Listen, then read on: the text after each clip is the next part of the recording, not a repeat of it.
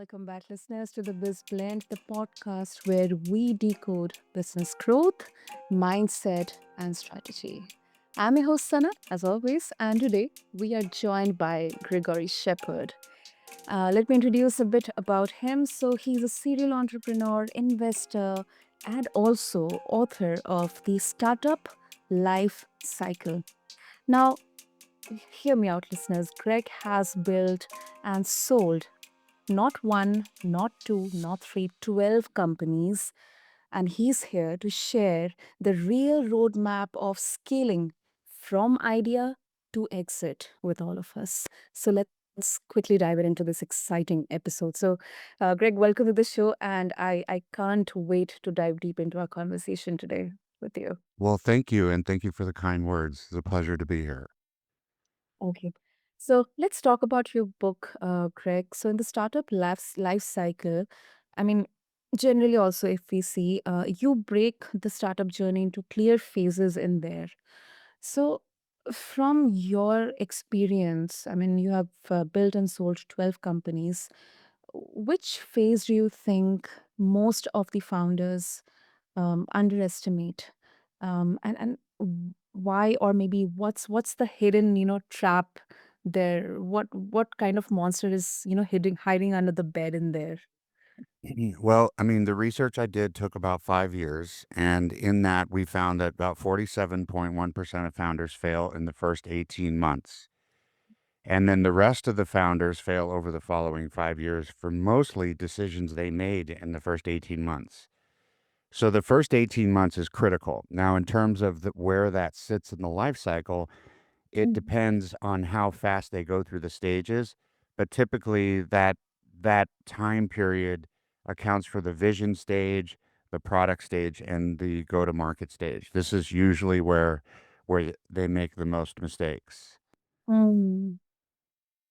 No. And is it because in the early stage the founders are mostly obsessed with the fundraising, or or maybe scaling, or expanding, or heavily investing on marketing? I mean, what's the exact reason in there? No, it's not really that's not really the reason. It's interesting, what I found is that the reason had to do with bad decisions. Bad decisions based off bad advice, and the bad advice was actually coming from investors primarily. Came from investors, other founders, accelerator program managers, mentors, and those people are meant to help them. So the Mm. question is, why is this bad advice happening? It's not happening out of malice. They're not giving bad advice intentionally, obviously. They see that each of these different personas see the world differently. So each of them have a lens on their eyes. An investor sees it from their perspective. And they also have their own motivations. So each party is motivated to achieve their objectives, which Mm. may not always align with the founder's objectives. Another thing to realize is that I think a lot of founders, they think that the goal is to raise money. Well, that is an outcome, it's not a goal. So you can't set building a business based off of raising money. It's the other way around. You build a business, a good business, and then the money comes to you. So there's a realignment that needs to happen with founders so that they understand exactly what the priorities are, who they should be listening to, and to make sure that they pay attention to filtering the advice they get Mhm. based on their own experience as a practitioner in that business at that time. And 47, 18 months. I mean, quite a staggering number out there, Craig. And I'm really curious to know. So you have had experiences with 12 companies built and then sold. What was your experience with the first one? I mean, Oh, it was like any other founder's first one. It is a ball of stress, anxiety, unknowns. There's two things you have to know as a founder. You have to know where you are and you have to know where you're going. It's like a GPS. Mm. And the reason why I wrote the book is because if you think about the second most common reason, which actually blends into the first most common reason why founders fail, is that they don't understand that. So imagine in your career, in your life, or even going on holiday, if you didn't know where you were and where you were going, Yes. you would be going in circles forever, right? So it's the fundamental thing that founders need to know are those two items, and that's why I put the book in that way, so that you could actually see what the stages are that you go through, why founders fail at each one of the stages, what they should be doing and what they shouldn't be doing as they go through the startup life cycle. My intention was to give them knowledge on what's coming. A lot of founders, they're looking at their financials like investors do, and that's like driving a car looking behind you. You're going to run into something. You have to look in front of you. So when I wrote the book, the idea was, yeah, you got to look at your financials, but the financials are a result of you building your business, just like raising capital is the result of building a good business. So it's more focused on understanding what the life cycle is and what's ahead of you so you can prepare for it than looking behind you in terms of where you are and what you've learned. Those are obvious things, right? You know what you've learned. You don't know what you have yet to learn. Mm. So the idea of the book was to kind of give them the ability to almost step in a time machine and say, this is what's in front of me, right? So you can prepare for that. If you're going to run a marathon and building a business is a marathon, you're going to train for that marathon and you're going to build up to the endurance that you need. So but you have a training schedule, you know what you're supposed to do. Imagine trying to run a marathon without that. That's what it's like for most founders. That makes sense. That makes sense.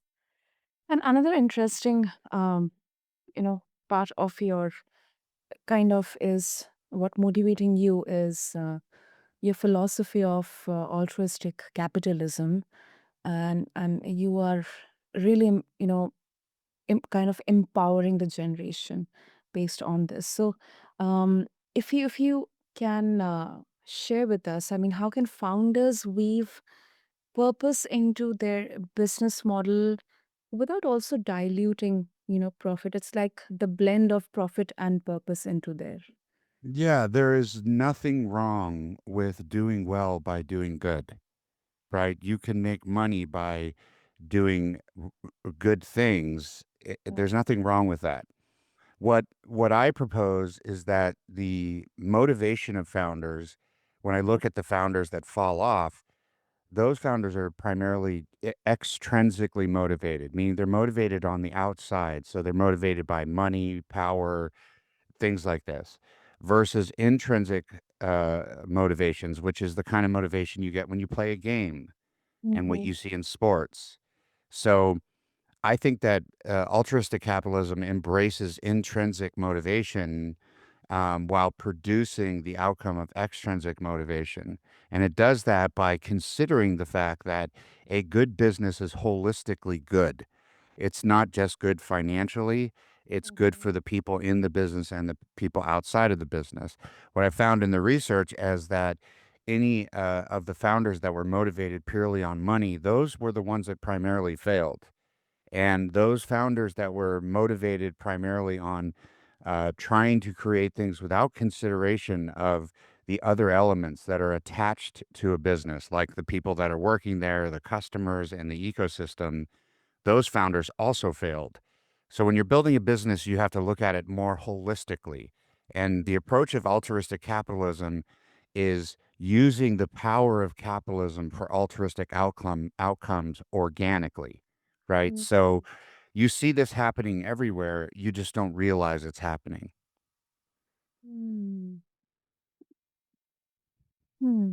I think I'm really, really bullish on this because, especially now, we are seeing customers demand more social impact. But still, somewhere down the line, investors they still focus on returns. So, what's your balancing act here, Craig? The returns are for the investors. Uh-huh. The extrinsic motivation is the investors. The intrinsic motivation is what creates the returns. That is the people that work in the business. What gets somebody to stay longer and longer at work? What gets somebody to dig in and work through the frustrations? What makes people focus so hard that they lose track of time? It's intrinsic motivation, not extrinsic motivation. So while you have to realize that the investors want that extrinsic motivation, meaning they want those returns are a result of your team working hard, doing the extra, digging in, having grit, going through the frustrations, keeping their motivations up. And all of those things are encompassed in motivations intrinsically, right? Like the idea of solving a problem, almost like it's a game, or the idea of not letting your coworker down, or the idea of building a product that helps people that you care about, or the environment, or social impact, So while you could be building a mousetrap, you're still motivated to build a better mousetrap than has ever been built before. So in that way, it's intrinsic. Now, the outcome of the best mousetrap that's ever been built is going to be revenue, and that feeds the investors. Mm. Greg, I mean, and there's so much disruption happening right now. Uh, then economically, um, geopolitically, or maybe financially, there's a lot of uncertainty, a lot of disruptions, a lot of uncertainty. So some would say that the startup life cycle, it is less predictable today, and this exit really doesn't make sense every time. I think let's work more towards sustainability over sale. So, do you believe that a structured playbook still applies here, or is it going to or becoming obsolete? I think that no, I think the structure it's new, first of all. There wasn't a startup life cycle before I wrote the book. It was everybody was basing it off of rounds, right? So they would say, I'm at pre-seed round, I'm at seed round, I'm at series seed round, I'm Mhm. at A round. Those are things that happen during the life cycle. They're not the life cycle. So I believe that the startup life cycle is new and it is the evolution. And to your point about changes, geoeconomic changes and geopolitical changes, there is a Mhm. lot of turbulence. And on the behalf of our country in the United States, I apologize for our ridiculous president who is just unbelievable, and our unelected vice president, Elon Jerkface.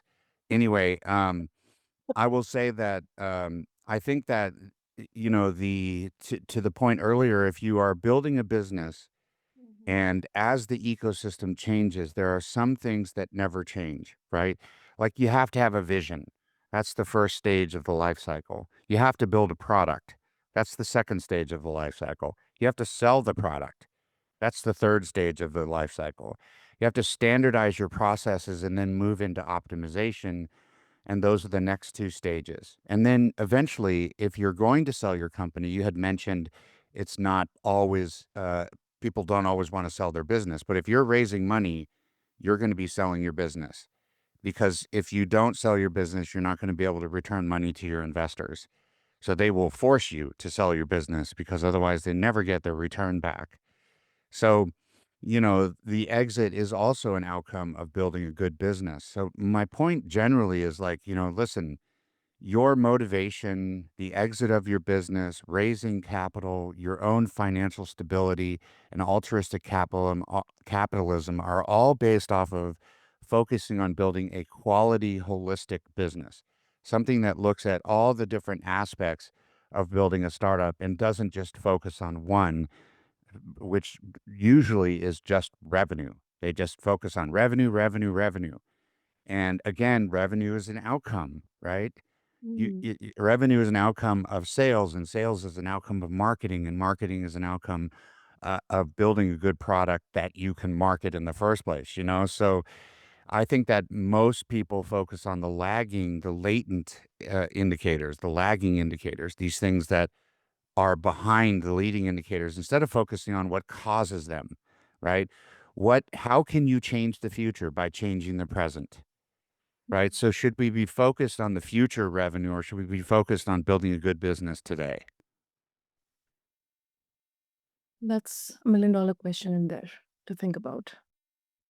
And I really really liked, because that's like the fundamentals 101, that revenue is an output of this. I mean, it all starts with understanding the product, and then a marketable product, and then your marketability converts into sales, your sales convert into revenue, and yeah, it's the fundamentals, and it never changes. That's what I believe, irrespective of the era we are within, or the conditions, or the market, the global conditions, anything. I think the fundamentals will remain same. So the startup life cycle is never going to be obsolete. That's what I also agree with you. There may be details and aspects that will be obsolete, but the structure itself will stand the test of time because that is the organic way things actually work in a startup. It all starts with an idea, which is the vision phase, right? So, and what's the end of it? Well, you sell your business, right? If you're raising money, this book was written for growth companies that are raising money and trying to build big startups and then sell them to an acquirer at the end. So it was focused on those, not lifestyle businesses like restaurants and things like that. Although they still follow the same protocol, right? If you're building a restaurant, you have to have a vision, you have to have a product, which is your food, right? You have to have a go to market, which is how you're going to market your restaurant.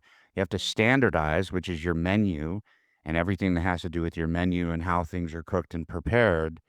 You have to optimize eventually, which is how you get your restaurant working smoothly, and then you go into your growth phase, right? You may never exit, but you still have to follow the same process. Yeah. Brilliant, brilliant, Greg. So, before we wrap up, if our listeners would like to get a hold of your book, connect with you as well, what's the best way to do that? My website is gregoryshepard.com. Startup Science is our website for founders can go in there.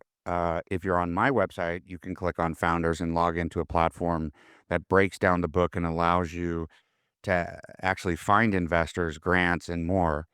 And then I'm also in LinkedIn. The book is available everywhere. Most commonly, people buy it from Amazon or Audible if you want the audio edition. Great. I'll make sure to have all the links in the show notes. And Greg, thank you so much for this really insightful, power packed conversation. I think the, I urge, invite all of our listeners to read the Startup Life Cycle. And thank you to you, Greg, for this power packed chat. Thank you. I appreciate your time and energy very much. Thank you. Great. That's really great. Greg and listeners, if you are steering a startup, or you're thinking about doing, or you're dreaming of launching, the Startup Life Cycle is a must read. And to connect with Greg, I'll have all the links in the show notes for you. You can just refer to them along with this episode on your favorite podcast platform. Until then, stay tuned for more such sharp, raw conversations right here on BizBlend with your host Sana. Until next time, keep blending business with boldness and purpose. Thank you.